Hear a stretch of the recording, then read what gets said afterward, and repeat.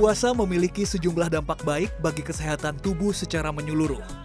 Puasa juga dapat membantu menurunkan berat badan jika dilakukan dengan menerapkan kebiasaan sehat. Salah satu kebiasaan sehat yang bisa dilakukan adalah tidak makan secara berlebihan saat berbuka puasa. Binaragawan Aderai mengungkapkan, puasa bisa menjadi investasi bagi tubuh sehingga tidak perlu melampiaskan rasa lapar pada saat berbuka. Tak hanya itu, Aderai juga menyarankan untuk tetap berolahraga meski tengah berpuasa, sebab olahraga dapat membantu proses pembakaran lemak. Waktu terbaik berolahraga adalah saat menjelang berbuka puasa karena pada 8 jam pertama puasa, tubuh masih akan menggunakan makanan yang dikonsumsi saat sahur. Dengan berolahraga menjelang berbuka puasa, tubuh akan menggunakan cadangan yang ada di sel lemak.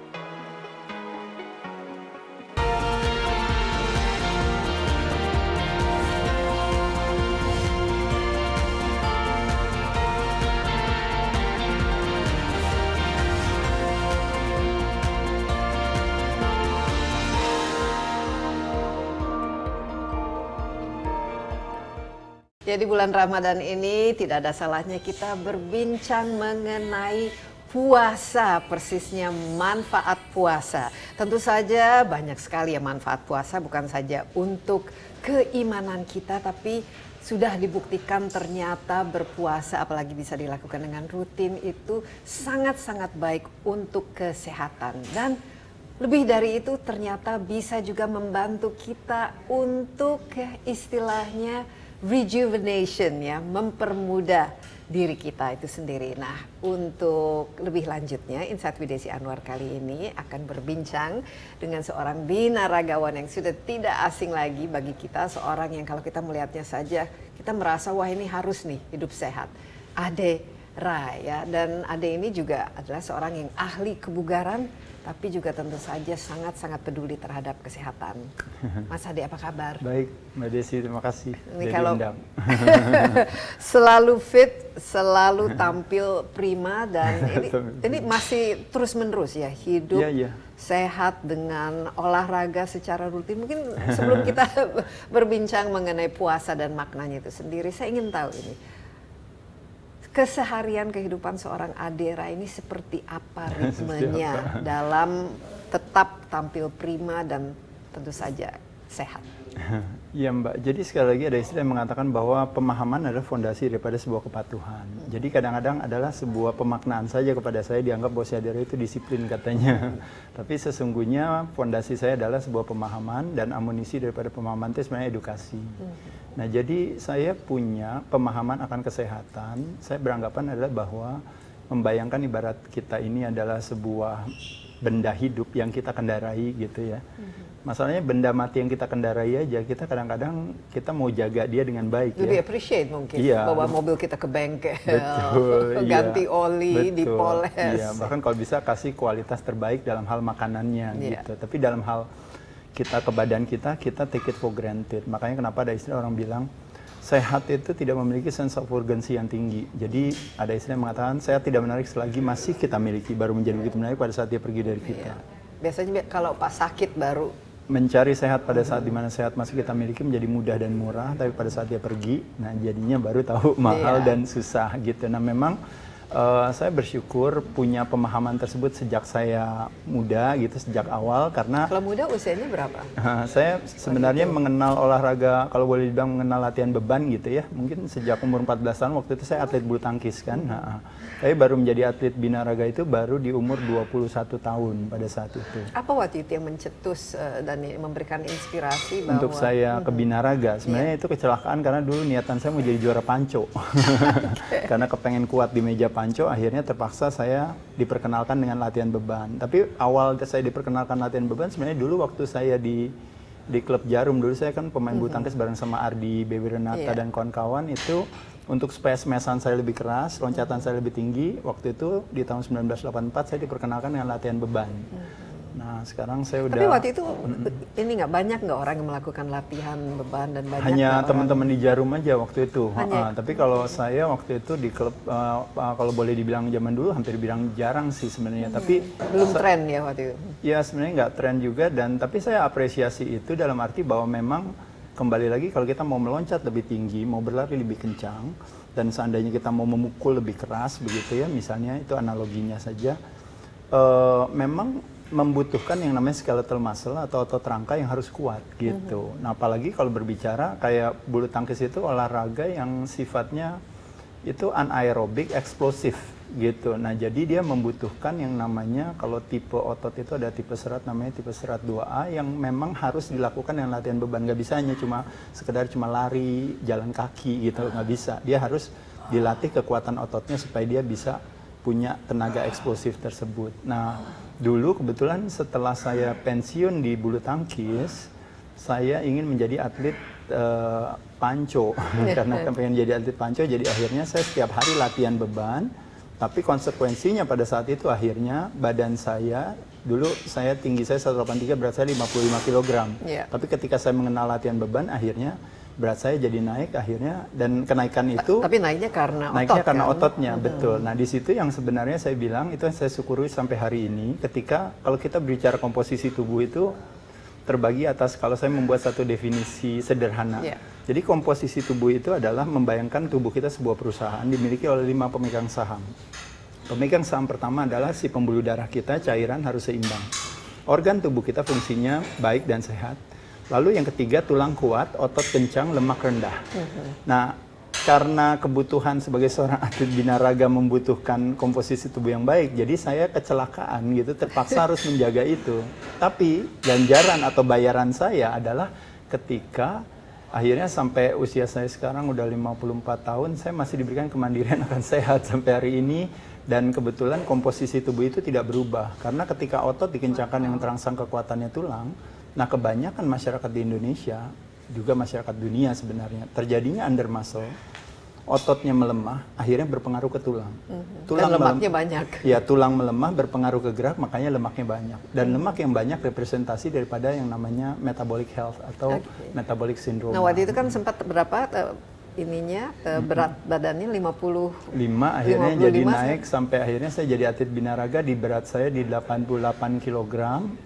Tapi bersyukurnya berat saya 85 kg, beratnya naik, ototnya naik, tapi lemaknya tetap di bawah 10%. Iya, dan tubuhnya tetap ramping dan Betul. ini jadi beratnya itu karena ototnya itu sendiri. Iya, Luar biasa dan dari ya? tahun waktu saya juara dunia tahun umur saya 26 tahun, berat saya 88 kg, kadar lemak itu dalam waktu berapa lama sejak? 5 tahun.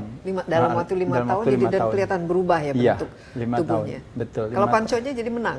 Panconya saya juara nasional di tahun 91 itu. Iya, dan sekarang saya 54 tahun, kurang lebih hampir berarti 25 tahun kemudian lah gitu. Saya bersyukur masih bisa mempertahankan dengan berat yang sama. Dan 5 keseimbangan itu iya, masih berat saya masih 88 kg, Wow. kadar lemak saya masih di bawah 10%. Luar biasa, dan kalau kita lihat dari penampilan ini nggak kalah ini. Mungkin kalau saya lihat ini kadang-kadang anak-anak yang milenial, bahkan zilenial itu mereka jauh lebih nggak fit ya kelihatannya. Apalagi dengan diet dan nutrisi sekarang itu Indonesia ini saya lihat itu semakin lama semakin besar ya bobotnya, tapi bukan semakin sehat itu. Iya, mungkin industri makanan juga berubah, perilaku masyarakat juga berubah, dan mungkin itu juga yang menjadi kontribusi. Tapi sekali lagi seperti saya katakan, permasalahan obesitas itu kalau kita membuat satu investigasi itu sebenarnya salah satu penyebabnya itu adalah permasalahan hilangnya massa otot gitu. Jadi under muscle yang menyebabkan terjadinya obesitas. Nah, makanya kenapa otot yang hilang disebut namanya sarkopenia, menyebabkan terjadinya osteopenia, akhirnya menyebabkan terjadinya obesity. Dan obesity adalah representasi daripada klaim BPJS Kesehatan. Itu semua, tekanan darah, gula darah, kolesterol yang tinggi, dan ini sebagainya. Indonesia apalagi kasus diabetesnya saya lihat semakin lama semakin meningkat, dan ini juga dari ini semakin muda ya usianya juga sudah ada childhood diabetes. Tapi kalau kita tiap hari kerupuk, singkong, nasi goreng, mie ayam, mie bakso, keripik, apa semua masuk. Nah sebenarnya ketika kita semua masukkan hal tersebut, kita sebenarnya mabuk dengan makanan kemasan tadi.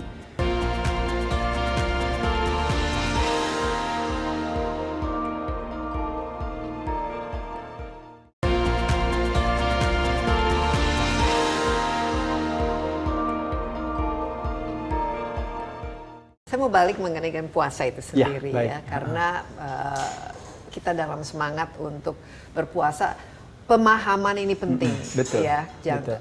Kadang-kadang ya kita berpuasa karena wah ini karena bulan puasa dan Iya. memang keharusan. Betul. Dan sebenarnya ada makna yang jauh lebih besar Betul, di balik itu. betul sekali. Bagi adik mungkin Iya. puasa dari Iya. bukan saja pada bulan puasa ini, tapi puasa secara filosofi, secara keseluruhan, Betul, apa yang bisa betul, kita baik. pelajari? Secara umum saya setuju sama Mbak Desi tadi katakan bahwa puasa itu tidak hanya memberikan kesehatan secara keimanan, tapi juga keimunan. Jadi kalau kita berbicara puasa, sebenarnya itu kan sebenarnya konsepnya lebih kepada kita berusaha untuk yang namanya jendela tidak makan kita menjadi lebih panjang dibandingkan dengan jendela makan kita.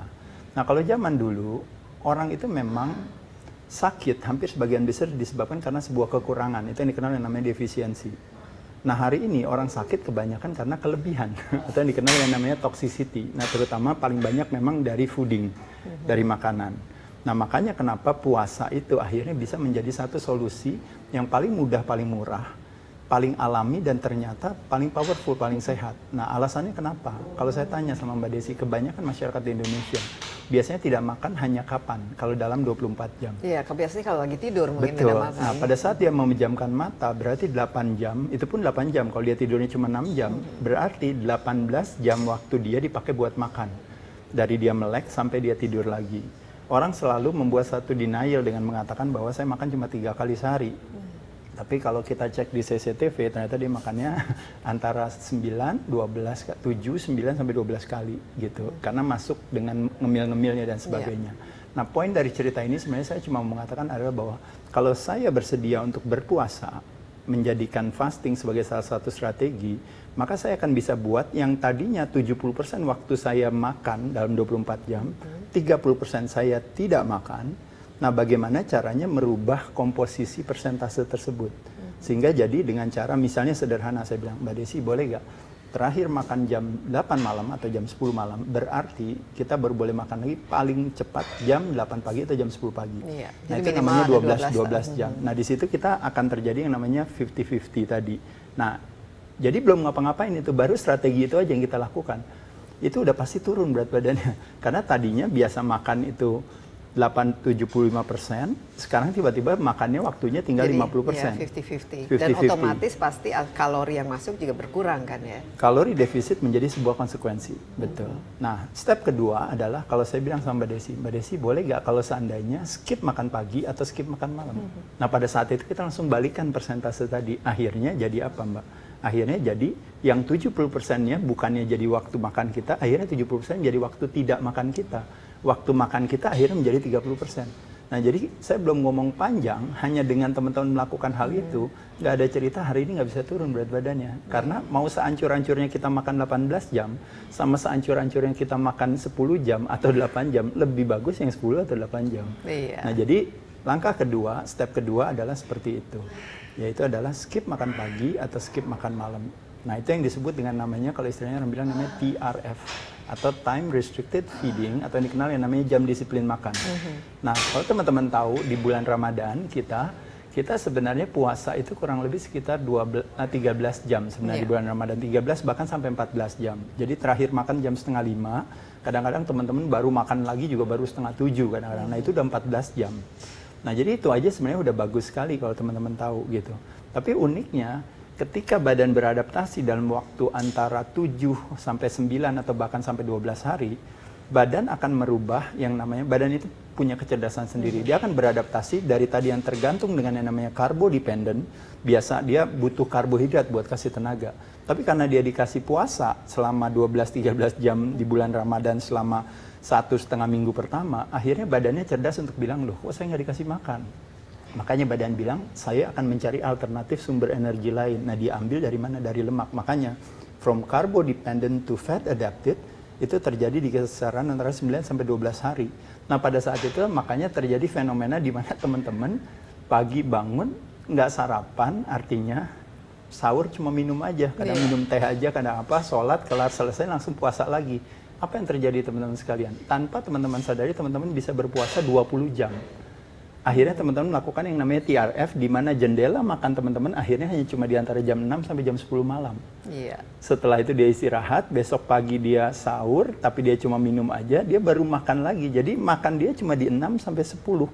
Habis itu baru dia makan lagi, baru nanti ke jam 6 sore lagi. Nah di situ teman-teman tanpa teman-teman sadari, teman-teman sudah melewati apa yang disebut dengan namanya autofagi. Autofagi itu adalah auto itu sendiri, fagi itu makan. Jadi tubuh manusia begitu cerdasnya, ketika nggak dikasih makan, dia akan memakan sendiri dirinya. Tapi kehebatannya daripada tubuh manusia, yang dia makan adalah sel yang buruk, sel yang nggak dibutuhkan, sel yang tua. Nah ini yang bisa manfaat puasa untuk memerjemajahkan diri ini, ternyata ya, ada ilmunya di balik betul, itu pemaknaannya ketika kita bilang akhirnya terjadi yang namanya detoksifikasi dan sebagainya. Teman-teman izin kalau seandainya berkenan untuk boleh Google, itu karyanya daripada sebenarnya ilmu itu sudah ada sejak tahun 1968. Itu ada Dr. Christian de Duve, dia mendapatkan hadiah Nobel karena konsep autofagi, dan di tahun 2016 diperkuat lagi dengan penelitiannya Dr. Oshumi Yoshinori yang orang dari Jepang itu, dari Jepang tahun 2016. Nah jadi teman-teman sekalian, sekali lagi adalah salah paham ketika punya satu pemahaman tentang puasa yang melemahkan hati. Saya nggak mau puasa, kenapa? Puasa bikin saya lemas, bikin saya lapar, bikin perut saya kembung, bikin saya hipoglikemia. Dan gampang sakit mungkin. Misalnya gampang sakit dan sebagainya. Itu semua tuh sebenarnya adalah sesuatu yang kalau boleh jujur teman-teman, kasih waktu sedikit ke badan untuk beradaptasi. Makanya kenapa di hari pertama, kedua, ketiga memang terjadi hal tersebut. Karena badan belum biasa. Iya, kaget gitu ya. Kaget. Tapi uniknya karena kecerdasan teman-teman akan keimanan tinggi, kan teman-teman nggak berhenti di hari ketiga, kan nggak berhenti puasanya, tetap melanjutkan di bulan Ramadan. Nah karena kecerdasan dan keimanan kita tinggi, begitu kita terus lakukan aja, yang terjadi di minggu kedua, ketiga, keempat menjadi lebih mudah. Nah tapi karena nggak bulan Ramadan, kecerdasan kita akan keimanan rendah. Jadi ketika baru dikasih tes sedikit, baru tiba-tiba dia lemas, terjadi hipoglikemia, terjadi misalnya asam lambung naik, itu juga stres gara-gara dia mengasosiasikan puasa sebagai pelemahan hati gitu. Tapi yang tidak disadari oleh teman-teman adalah yuk kita rubah cara pandang itu dengan saya ada kurang lebih ada poinnya sebenarnya ada 36 ya, daripada kebermanfaatan atau nikmatnya puasa itu. Nah 36 itu saya bagi menjadi kurang lebih foldernya ada sekitar 6, jadi satu, puasa akan membuat kita mendapatkan yang namanya fat loss. Kedua, puasa akan meningkatkan yang namanya metabolic health kita. Karena itu tidak terjadi inflamasi di sana, makanya kolesterol nggak hadir. Dan orang tidak akan mati kelaparan, ini belum ada ini karena tidak bisa. Tidak bisa, kenapa? Karena kita puasanya kalau boleh dikatakan itu maksimal 3 hari, maksimal cuma 3 hari. Kalau kita ngomongin 3-day water fasting. Jadi yang direkomend itu maksimal 3 hari, itu 72 jam udah maksimal. Tapi kalau teman-teman misalnya sekedar hanya membuat profil bakteri di ususnya biar hanya sekedar lebih baik, itu paling cuma 24 jam. Kalau mau bakar lemak, di sekitar 36 jam. Kalau mau autofagi di 18 jam. Di bulan Ramadan bahkan cuma hanya 14 jam. Jadi kalau teman-teman bilang, oh saya jadi bahaya, sebenarnya tidak terjadi. Bahayanya terjadi kalau kita tidak memasukkan cairan lewat dari 24 jam.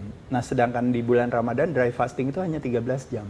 Nah, kalau yang dimaksud dengan kalau kita berbicara intermittent fasting, itu 13-14 jam itu kita masih boleh minum gitu.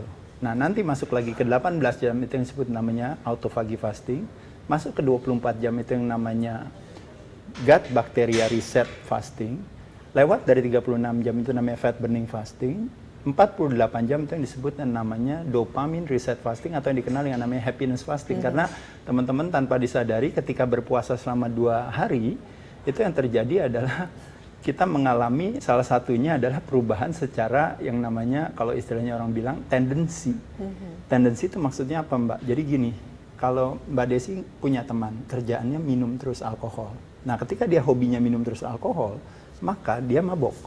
Nah ketika dia mabok, dia marah-marah. Nah pertanyaan saya sama Mbak Desi adalah, marah-marah apakah karena dia itu sifat dia, atau karena dia under influence daripada alkohol? Karena under influence, betul. Saja. Nah cuma masalahnya Mbak, kalau alkohol kita tahu, kita sebut dia sebagai under influence alkohol. Tapi kalau kita tiap hari kerupuk, singkong, nasi goreng, mie ayam, mie bakso, keripik, apa semua masuk.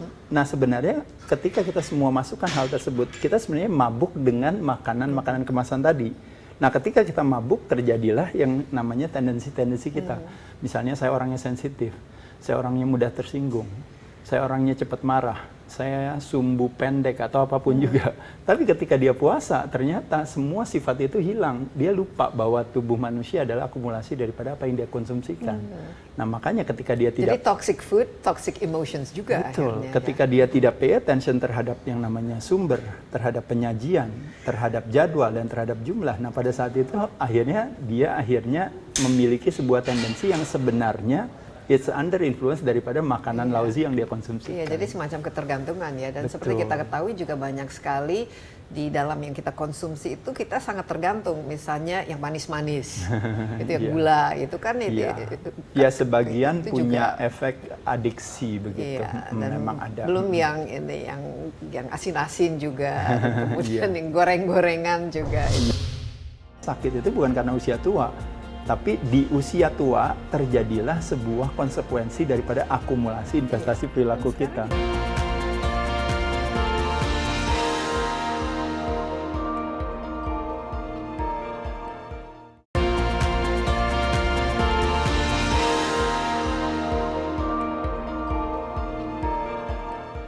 Tapi saya mau fokus ke satu yang mengenai tadi puasa betul.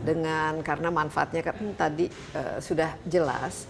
Dan apa sebenarnya yang terjadi kalau kita lakukan bukan saja hanya sekali setahun pada saat bulan Ramadan, tapi ini merupakan bagian dari our lifestyle.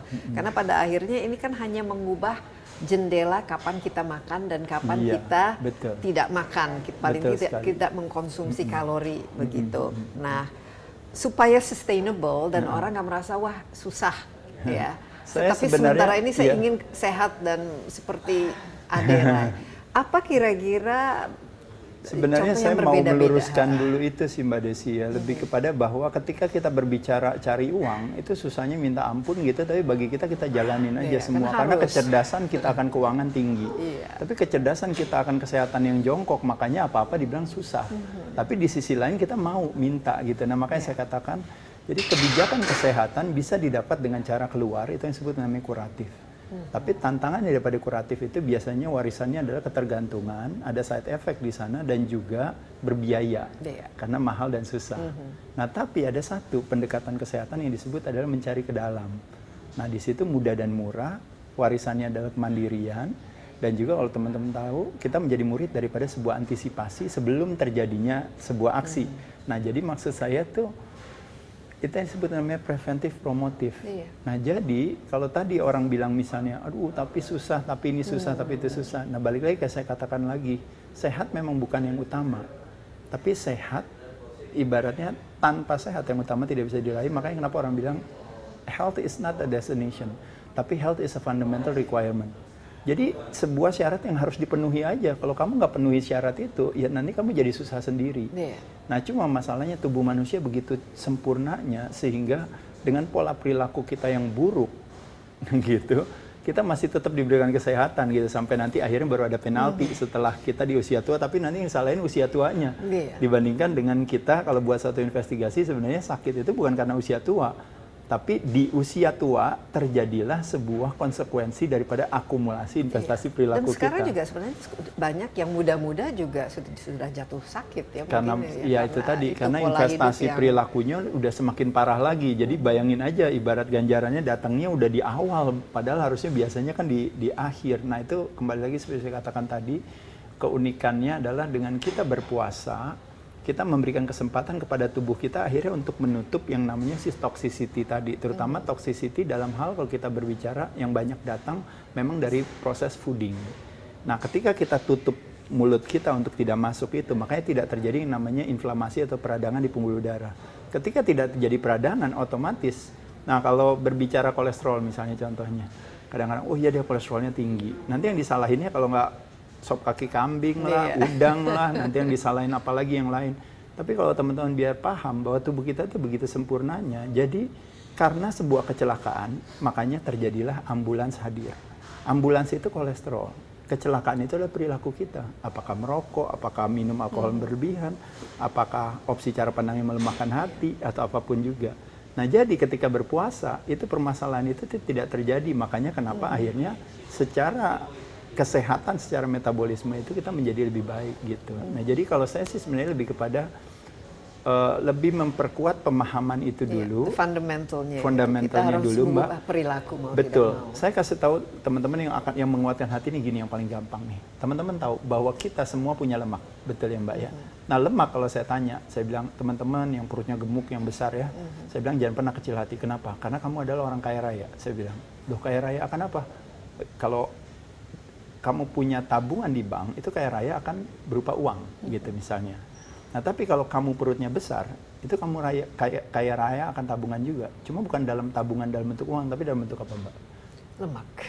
Dalam bentuk energi. Betul, jadi it's a stored energy. Jadi waktu kita makan bakso, makan kue atau makan somai, sebenarnya itu adalah energi yang masuk ke badan.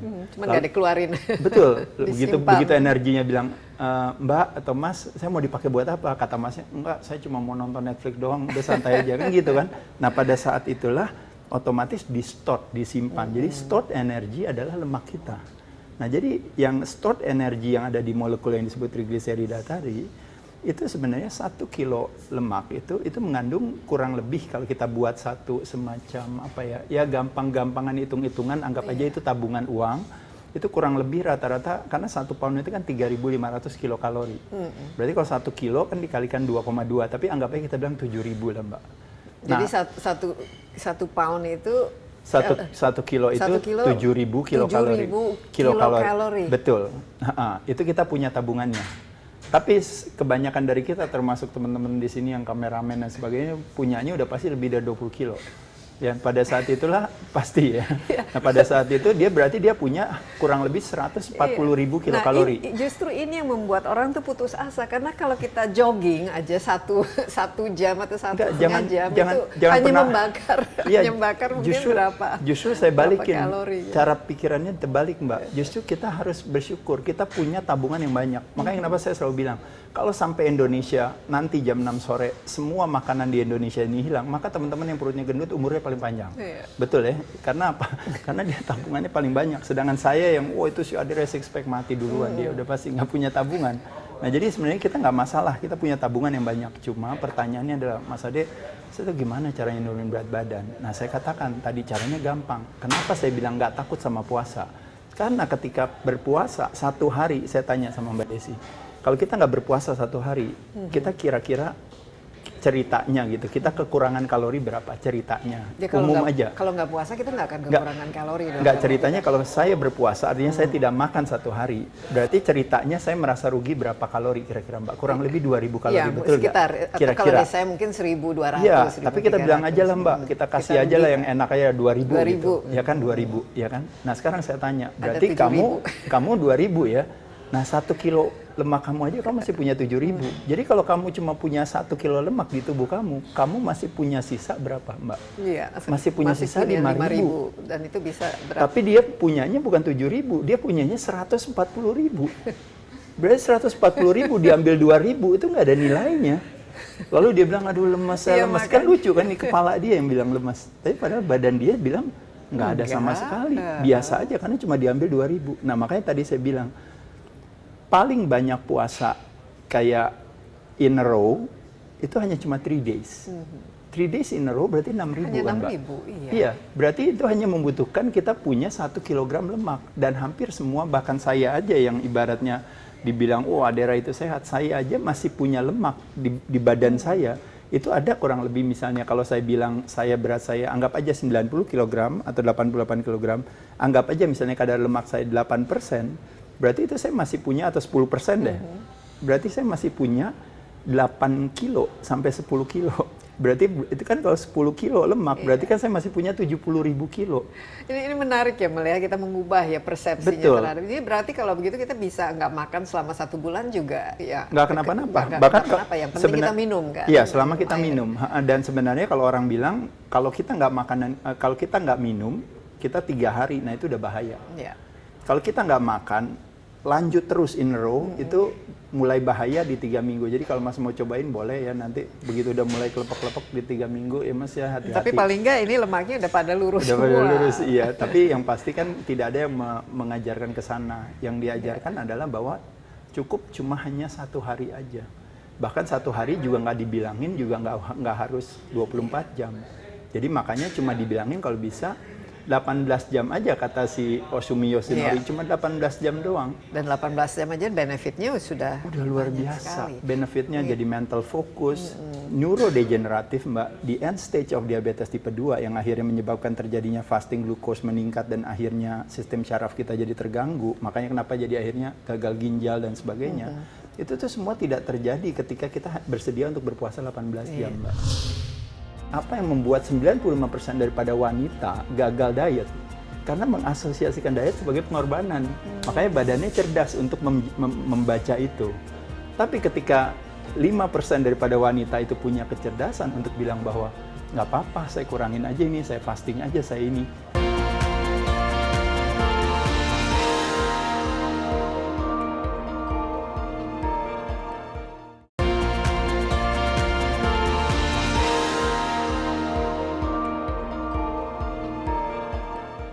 Otot itu kan kalau kita semakin memiliki otot itu bisa membakar kalori lebih. Betul, iya. The more muscle lebih we cepat have, lagi, the gitu. more calorie we burn. Kenapa? Karena otot adalah kalau berbicara yang namanya total expenditure energi apa namanya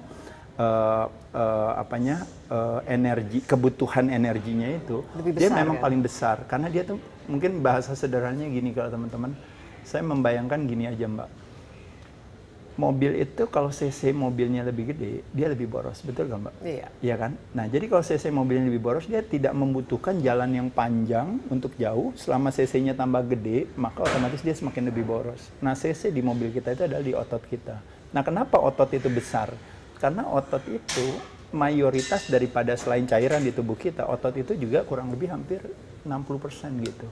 Dan dia yang paling boros termasuk dengan otak dan ginjal. Jadi 3 organ tubuh kita yang paling boros dalam membutuhkan energi itu adalah satu otot, rangka, yang kedua adalah otak, dan yang ketiga cuma otak misalnya cuma 2% daripada total keseluruhan. Dan yang ketiga adalah ginjal kita. Nah jadi kalau kita pay attention terhadap si otot rajin dilatih, itu akan optimal sekali. Dan otak dan otot uniknya, nah ini, dia memiliki prinsip yang sama. If we don't use it, we lose it.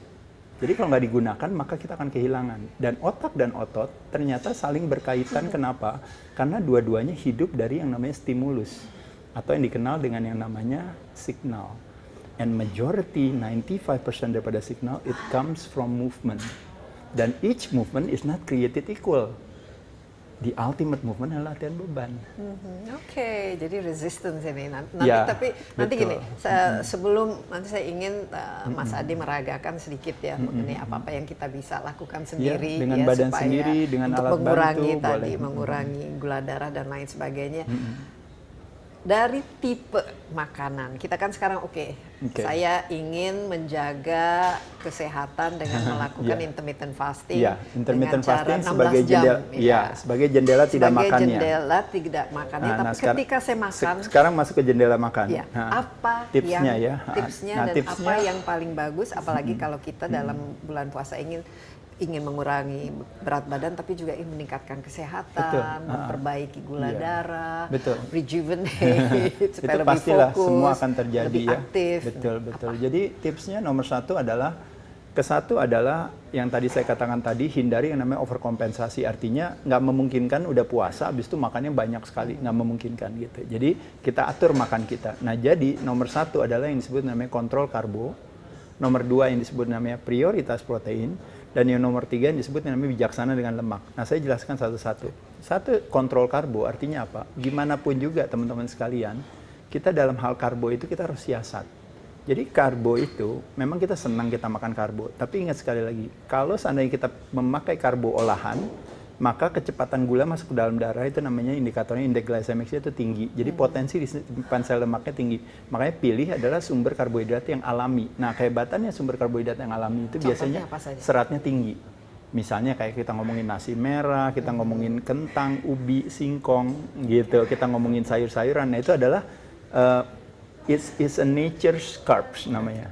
Tapi ada yang namanya is a man-made carbs. Ketika si nature's carbs dikemas, akhirnya menjadi roti, menjadi mie, menjadi bihun, menjadi kue, menjadi keripik, kerupuk, biskuit. Iya, nah itu pada saat itu yang namanya man-made. Jadi nomor satu pilihlah yang alami daripada yang olahan. Nomor 2, teman-teman sekalian, kalau bisa, nah ini disebut dengan namanya do not eat naked carbs. Jadi setiap kali kita makan karbo selalu harus ada temennya. Makanya orang Jepang makan nasi selalu dia pakein si cuka. Sebenarnya orang Indonesia melakukan juga dengan memakai misalnya kurkumin atau kunyit jadi nasi kuning kan gitu. Atau bahkan di Indonesia kita ketika makan bubur ayam sekalipun kita masukin berbagai kayak biji-bijian di sana, lalu kita pakai daun seledri kita masukin. Jadi karbo selalu harus dimakan bersama temannya, karena itu akan membantu laju kecepatan gula darahnya menjadi lebih lambat. Yang ketiga yaitu adalah carbo less is not carbo first. Nah itu salah satu strategi di bulan Ramadan. Ketika buka dengan yang manis-manis adalah bukan hal yang bijaksana. Oke, bukan ya. Biasanya kan orang wah pas ini azan terus langsung bukalah dengan yang manis-manis. Gitu. Nah, ketika buka dengan yang manis-manis, problemnya adalah kita mengaktifasi yang namanya fluktuasi gula darah. Terjadi yang namanya roller coaster energy. Karena begitu kita makan dengan yang manis kan gula darahnya mendadak naik. Begitu naik diturunin sama insulin ke bawah. Dia langsung begitu drop. turun ke drop, nah pada saat drop tentu kita lemes, ngantuk dan kepengen makan lagi. Makanya kita naik lagi, makan lagi. Itu yang menyebabkan makanya terjadinya orang ketika di bulan Ramadan malah berat badannya naik. Karena ketika buka dengan yang manis-manis, dia men-set aktivasi badannya untuk mau makan terus sampai sahur biasanya. Tapi ketika kita coba untuk buka puasa dengan masukin protein dulu, biasanya protein selalu ada lemaknya. Begitu kita buka puasa, masukin si seratnya dulu, nah pada saat itu baru masukin karbo di belakang, nah pada saat itu potensi untuk terjadinya fluktuasi gula darah jadi lebih lambat. Jadi siasat nomor 2 yaitu adalah 1, do not eat naked carbs, pilih is not refined carbs tapi natural carbs. Lalu yang ketiga yaitu adalah karbo, istilahnya last, is not carbo first. Itu ya salah satu yang penting. Jadi idealnya apa kalau gitu buka puasa dengan protein, contohnya apa? Ya contohnya misalnya teman-teman makan lauknya duluan. Nah sebenarnya kan gampang, misalnya kayak makan di, oh saya mau buka puasa di restoran Sunda misalnya. Kan baru mulai dikasihnya kan lalapan. Berarti kan udah lalap dulu yang dimakan. Nah, begitu lalapnya makan, nanti begitu makan ayamnya sama nasinya udah telat di belakang. Dia nggak bisa naikin laju ini. Sebenarnya itu sesuatu yang sederhana, tapi berbagai jurnal dan referensi udah menjelaskan bahwa ketika kita makan ayamnya dulu, makan sayurnya dulu, abis itu makan nasinya, bukan berarti kita makan nasinya, abis ayamnya abis baru makan nasi, enggak. Kita makan aja dia duluan, itu cuma in order aja. Jadi orderannya aja di belakang. Makanya saya lihat misalnya kan di makanan Jepang atau bahkan Italia kan mereka selalu proteinnya dulu, terus nanti baru at some point nasinya baru dikeluarin gitu. Atau misalnya kalau di Italia makan yang proteinnya dulu, terus kemudian baru pastanya itu mungkin yang kedua atau yang ketiga. Betul. Kan, gitu. Atau ketika dia kasih roti, dia kasihin selalu ada vinegar atau dia kasih oil. Jadi ketika roti, balsamiknya, ketika dicocolin langsung gula darahnya langsung ngedrop. Dan ini penting mengenai gula darah ini karena setahu saya kita diabetes itu karena insulin kita memiliki resistensi kan, insulin resistance itu akhirnya. Iya, jadi sebenarnya karena hyperinsulinemia, produksi insulin yang terlalu berlebihan, akhirnya ketika mau ditaruh di sel di dalam tubuh kita, selnya menolak, makanya terjadi resistensi insulin. Jadi dia menolak. Akhirnya ketika menolak, akhirnya gula itu dikembalikan lagi di si pembuluh darah kita. Nah makanya kenapa gula darah kita makanya jadi akhirnya naik fasting glukos kita. Nah ini makanya kenapa puasa salah satu strategi yang paling tepat untuk mengatasi hyperinsulinemia, ya otomatis resistensi insulin tidak terjadi. Kedua, latihan beban bisa mengintercept proses ketika si pankreas mau merilis insulin, sama otot bilang, pankreas kamu diem aja, saya aja yang tarik. Jadi 80% daripada gula yang ada. Makanya kenapa step selanjutnya di karbo adalah setiap Mbak Desi makan karbo, apalagi makannya ceritanya di restoran, di mall atau apa, begitu kelar jangan langsung pulang, jalan dulu aja di mallnya. Nah begitu habis makan, jalan-jalan lagi di mallnya. Nah itu jadi lebih susah lagi buat si karbo untuk disimpan di dalam sel lemak. Karena jalannya itu menyebabkan Mbak Desi ototnya narik duluan gitu. Iya, wow luar biasa ini ilmunya. Dan kalau kita punya kebanyakan energi, idealnya kan jangan ditabung ya, jangan disimpan ya. Tapi kita spending ya. Iya betul. Dan puasa memang salah satu strategi yang paling mudah karena teman-teman sekalian, ini satu hal yang saya mau katakan. Ketika kita tidur selama 6-8 jam, ketika kita bangun, kita itu sebenarnya sudah ada di namanya zona pembakaran lemak. Karena apa? Karena kenapa badan membuat kita bangun? Karena badannya bilang, kok saya nggak dikasih makan. Makanya ketika dia stres, by design, kortisol hadir, makanya kita bangun. Seiring juga dengan matahari terbit juga, kita bangun. Nah ketika bangun sebenarnya badannya minta makan. Tapi kita siasat, saya nggak kasih kamu makan. Nah terus badannya bilang, loh kok saya nggak dikasih makan? Dia bilang, ya udah saya akan pakai lemak kamu sebagai sumber tenaga. Nah jadi setiap pagi, teman-teman tahu, setiap hari kita dikasih kesempatan untuk ada di dalam zona bakar lemak. Tapi Dan yang kalau kita olahraga sebelum kita misalnya kita kan skip makanan lebih pagi. bagus lagi. Lebih bagus lagi. Itu nambah lagi, itu udah the next step-nya Mbak Desi. Karena awalnya nggak makan aja, langsung kerja aja Mbak, baru makannya nanti siang, itu udah bagus banget. Nah bayangin kalau teman-teman pas pagi bangun malah olahraga. Nah ketika olahraga, semua hormon stres itu berkumpul semua. Mulai dari yang namanya glukagon, yang namanya adrenalin, neoadrenalin, yang namanya kortisol, yang namanya human growth hormone, itu semua hadir berkumpul, itu yang disebut namanya hormon katekolamin. Nah dia yang mengaktifasi hormon sensitif lipase yang membuat si trigliserida jadi digliserida, jadi monogliserida, jadi gliserol. Itu yang orang bilang gini, Mbak Desi bukannya kita butuh karbo buat tenaga? Jawabannya iya butuh. Cuma karbo bisa didapat dari mana? Bisa didapat dari luar, kamu makan roti, dapat. Tapi bisa juga didapat dari dalam. Loh gimana Mbak Desi dapat ini dari dalam? Ya itu tadi, kamu olahraga aja perut kosong, maka badan kamu menciptakan karbo sendiri. Oh, wow. Dari si liver tadi yang membuat si gliserol tadi. Jadi stress by design is a good thing. It's a good thing. Tapi kalau stress in the long term ya. is emotional stress, it's not a good thing. Iya, Gitu. apalagi stress, ya. Fasting is a stress by design. Karena apa? Kenapa bagusnya fasting? Kenapa fasting tidak membuat tubuh kita untuk bilang menurunkan basal metabolic rate-nya? Kenapa? Nah ini saya mau tanya, kenapa? Enggak. Karena kan orang takut nanti metabolik ini saja Salah. pelan. Calorie restriction yang menyebabkan terjadinya BMR-nya turun. Karena badannya bilang gini, loh kok Mbak Desi nggak kasih saya makan, biasa kasih saya makan 2000 kalori, kenapa diturunin jadi 1500? Jadi badannya bilang, ya udah kalau gitu saya turunin juga loh expenditure saya. Jadi dia turunin juga. Jadi akhirnya yang biasanya dia bakar 2000 kalori juga, akhirnya Mbak Desi 1500, ya udah saya bakarnya 1500 juga. Nah tapi kalau fasting, kenapa dia nggak melakukan hal itu? Karena fasting selalu ada buka, dia tahu.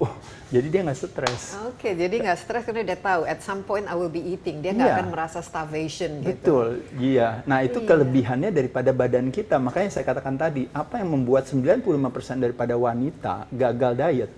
Karena mengasosiasikan diet sebagai pengorbanan. Makanya badannya cerdas untuk membaca itu. Tapi ketika 5% daripada wanita itu punya kecerdasan untuk bilang bahwa nggak apa-apa, saya kurangin aja ini, saya fasting aja, saya ini. Dia punya alasan dibalik daripada kenapa dia melakukan strategi itu. Maka badannya akan berkonspirasi sama kita bareng dia untuk bakar lemak. Ya? Akan adjust. Naik ke atas. Asosiasi waktu Mbak melakukan hal ini adalah jangan membayangkan, wah ini keren-kerenan, ngangkat beban. Bukan. Asosiasinya adalah Mbak baru habis makan bakso, somai, dan kue tiaw. Ayo coba. Sekarang bakso ditarik, iya. Bakso somai, ditarik. iya. Kue tiaw juga ditarik, angkat, iya.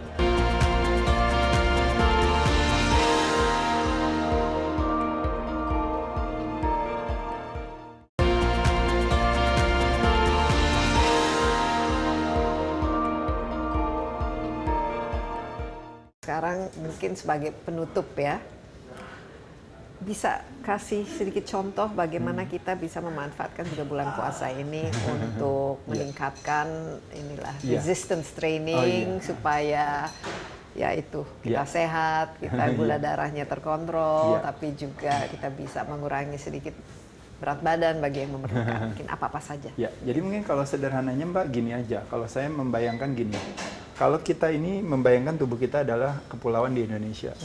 Dari kepulauan di Indonesia, kalau kita berbicara populasi yang terbesar itu adanya di mana? Adanya di Pulau Jawa. Nah, Pulau Jawa itu adalah adanya di lower body kita, lower part kita. Nah, lower body kita sebenarnya kita bisa siasat, sebenarnya banyak hal. Kita bisa menggunakan alat bantu seperti mesin, bisa menggunakan kabel, free weights, dan sebagainya. Tapi kita bisa menggunakan badan kita sendiri. Jadi nggak ada alasan nih bagaimana, saya kan nggak punya gym. Iya, betul. Memang kadang-kadang kita kan punya alasan cerdas, tapi kembali lagi hati-hati dengan alasan cerdas yang hanya menjustifikasi pembenaran terhadap justru kelemahan kita, bukan ide baik. Nah, jadi gerakannya sederhana seperti misalnya kayak kita mengambil sesuatu di bawah, lalu kita naik ke atas. Ini yang disebut dengan namanya squats. Jadi kayak Mbak ngambil sesuatu, baru naik lagi ke atas. Ini sebenarnya sesuatu yang memang kalau kita ngomongin agak sedikit advance. Karena kalau seandainya kita bebannya udah terlalu berat, kadang-kadang usia udah semakin menua, kita nggak memungkinkan melakukan hal ini. Makanya diawali dengan yang sederhana dulu, yaitu adalah yang namanya wall sit, duduk di tembok, ditahan dulu, misalnya di sini. Nah, habis itu baru pakai beban yang ini, misalnya contohnya, misalnya bangku ini Mbak nih. Ini kan bangku gini, nah ini kita berdiri aja. Nah, lalu duduk lagi. Baru kita berdiri lagi. Nah, nanti besok bangkunya boleh lebih pendek lagi. Nah, otomatis ketika bangkunya lebih pendek, kan duduknya lebih pendek, baru naik lagi. Duduknya lebih pendek, naik lagi. Sampai akhirnya kita boleh nggak pakai bangku, tapi kita pegang. Kayak Mbak pegang di sini bangkunya, lalu Mbak turunin ke bawah. Nah, jadi masih dibantu sama ini kan. Nah, ini masih enak. Sampai akhirnya kita tidak membutuhkan dia. Nah, kita baru langsung. Iya. Nah, pada saat itulah kita melakukan yang namanya squat. Nah, itu bisa dengan 2 kaki atau bisa dengan 1 kaki. Ini namanya lunges, Mbak. Nah, jadi 1 kaki. Jadi bebannya sama seperti squat. Nah, iya. Nah, tumpuannya di situ, Mbak. Iya, Mbak naik lagi. Oke, turun lagi, naik lagi. Nah, Mbak jangan rasain maju ke belakang gini, tapi Mbak turun ke bawah, naik ke atas. Jadi, nah, turun ke bawah, naik ke atas. Iya, betul. Naik lagi ke atas. Iya, Mbak. Turun lagi ke bawah. Iya, naik ke atas. Iya. Turun ke bawah, naik ke atas. Asosiasi waktu Mbak melakukan hal ini adalah jangan membayangkan, wah ini keren-kerenan, ngangkat beban. Bukan. Asosiasinya adalah Mbak baru habis makan bakso, somai, dan kue tiaw. Ayo coba sekarang. Bakso ditarik, iya. Somai, ditarik. Iya. Kue tiaw juga ditarik, angkat, iya. Nah, jadi yang tadinya bakso, somai, kue tiaw harusnya akan disimpan dalam sel lemak. Ketika Mbak Desi melakukan aktivitas ini, akhirnya ototnya akan menarik si gula yang ada di peredaran darah Mbak.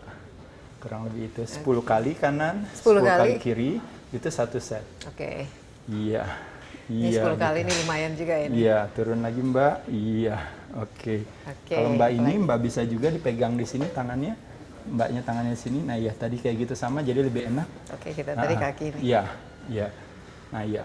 Iya. Good, iya. Sama-sama Mbak. Iya. Iya, turun lagi. Naik lagi. Lagi. Iya, turun lagi. Turun, buang nafas pada saat bagian terberat. Satu lagi. Lakukan ini pada saat sebelum buka puasa. Itu akan mengoptimalkan kita untuk bakar lemak lebih optimal lagi. Oke, 10 kali. Iya, setelah nanti makan misalnya, oh saya mau kardionya belakangan nggak apa-apa. Karena problemnya adalah waktu puasa, ketika sebelum buka kita kardio, biasanya kadang-kadang nggak ada tenaga. Apalagi butuh cairan karena kita puasa dry fasting. Tapi kalau kita latihan beban, kita punya kekuatan. Oke. Jadi pertama squat, kemudian lunge. Lunges. Mungkin ada satu lagi? Iya, kalau misalnya mau melakukan misalnya yang gampang, misalnya kayak push up, kalau teman-teman ini misalnya kayak di sini ya. Nah, misalnya kayak turun gini ya. Nah, ini mungkin kalau ini susah, bisa juga di tembok. Oh iya, sama satu lagi plank itu namanya static kontraksi. Ayo Mbak, kita plank Mbak. Oke, aduh. Nah, mau Mbak di sini? Boleh. Ya, ya sama-sama Mbak, sini Mbak. Ya. Nah, kalau plank yang normal aja Mbak, kalau kita, ya sini ya. Nah, kalau Mbak normal aja gini coba. Nah, gini. Nah iya. Nah, Mbak tahan aja gini, diam aja udah. Gini lihat aja. Nah, ini namanya plank tapi dengan posisi yang seperti ini. Nah, udah, ini kita tahan sekuatnya kita. Nah, pada saat kita nahan ini, bahu kita kerasa, tricep kita kerasa, perut kita terasa, bokong kita kerasa, kaki kerasa. Nah, ini. Nah, udah makin kuat lagi. Nah, Mbak baru masuk ke plank yang seperti ini. Ini seperti ini, Mbak. Nah, baru ini. Ya, sekarang naik ke sini. Iya. Nah, asosiasinya di kepala selalu ingat, tekan ininya ke bawah, lalu ini seolah-olah kayak Mbak mau tarik ke belakang. Tapi kan karena nggak bisa, tapi itu yang membuat jadi tarik ke belakang. Berat ya? Iya, betul. Nah, kencengin si core-nya Mbak atau ininya. Iya. Nah, gitu ya. Mbak kalau mau lebih berapa? Kalau sekuatnya Mbak aja. Nah, Mbak kalau mau lebih kuat, ininya jangan di sini, ininya Mbaknya di sininya. Jadi posisinya Mbaknya di sini. Nah, iya nih, Mbaknya agak majuan ke depan. Nah, iya gitu ya. Oke. Jadi pasti itu lebih kuat. Nah, iya gitu. Iya, dianya di sini. Oke. Berat nih. Iya. Itu namanya static kontraksi ya. Oke. Dan banyak sekali berbagai gerakan-gerakan yang hanya dengan menggunakan sepasang dumbbell. Bisa dengan bicep, bisa tricep, bisa bahu. Ada ratusan gerakan yang bisa dilakukan hanya dengan menggunakan sepasang dumbbell yang teman-teman bisa lakukan dengan hanya menggunakan sepasang botol aja. Kurang lebih itu, Mbak. Luar biasa. Thank you. Jadi ini instant benefit ya? Betul, betul sekali. Saya suka bilang kalau teman-teman ngerasa feeling guilty pada saat habis makan, langsung aja push up aja atau plank 1, 2, 3 set. Dan proposal saya buat teman-teman kalau berkenan, kalau kita sholat 5 waktu, setiap kelar sholat kita melakukan push up 1 atau 2 set, 1 set 10 kali, berarti setiap hari kita melakukan yang namanya 100 challenge push up. Itu satu. Kedua, buat wanita, kalau berkenan, mungkin nggak usah push up, kalau berat, lakukan plank aja 2 set aja setiap kali sholat. Jadi mereka melakukan 10 set plank setiap hari. Jadi tidak ada alasan bagi kita untuk tidak punya waktu untuk berolahraga. Iya, tidak ada alasan. Dan tidak ada alasan juga kita untuk tidak berpuasa. Betul. Mas Ade, terima kasih Ya, banyak. makasih, Mbak. Dan Iya. saya juga, wow, luar biasa terinspirasi dengan insight-nya. Dan semoga tetap sukses, Amin, Mbak. Sama-sama. menebarkan kebaikan. Iya.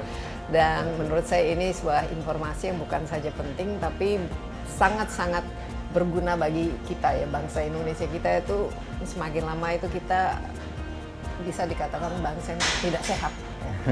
Dan saya lihat ini Mas Ade ini sehat secara integrasi ya, mind, body, and spiritnya itu semua Iya, imbalance. amin, Mbak. Iya.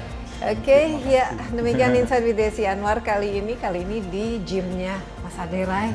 Thank you, Ya, Mbak. dan terima kasih juga atas perhatian Anda. Jangan lupa Anda dapat menyaksikan acara ini di cnnindonesia.com dan juga di YouTube CNN Indonesia Insight with Desi Anwar. Sampai jumpa, stay safe, bye-bye.